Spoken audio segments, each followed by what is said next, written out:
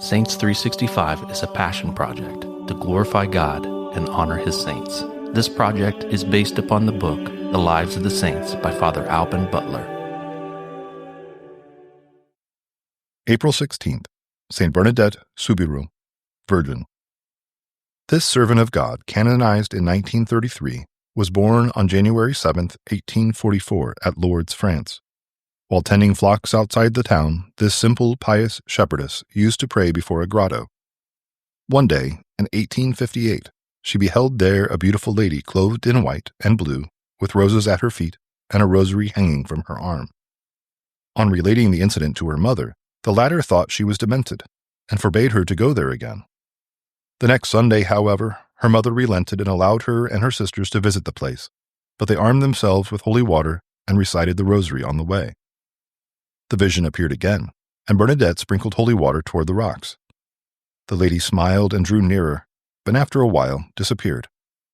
On 18 different occasions the vision appeared to her, at one time bidding her to drink of the fountain. The child looked around and could see no fountain, but presently one sprang up and flowed over the rocks.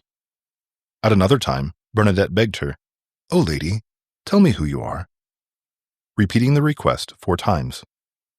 Each time the vision grew brighter, and at length replied, "I am the Immaculate Conception." The child then knew that she was the Mother of God.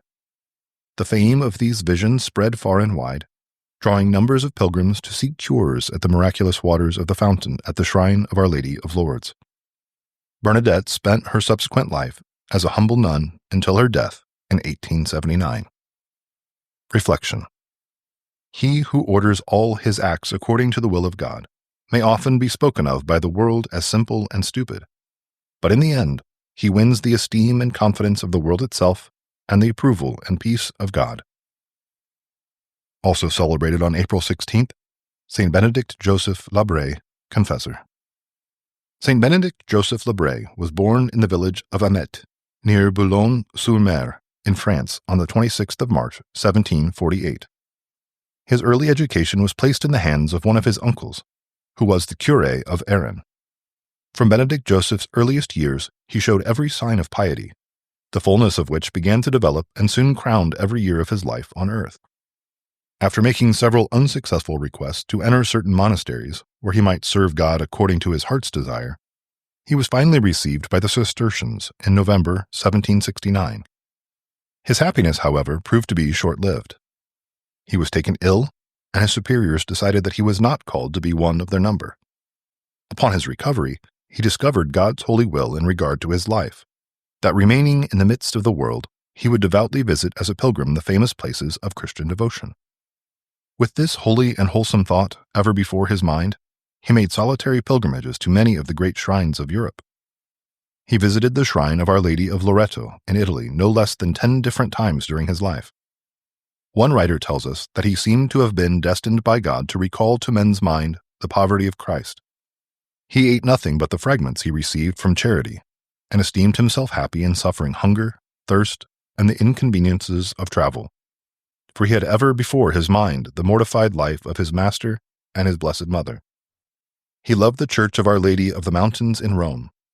He spent much of his time in this, his favorite place of devotion, and on Wednesday of Holy Week in the year 1783, when he went to pray, he was taken suddenly ill and expired as those who attended him in his last moments said the invocation of the Litany of the Dying, Holy Mary, pray for him.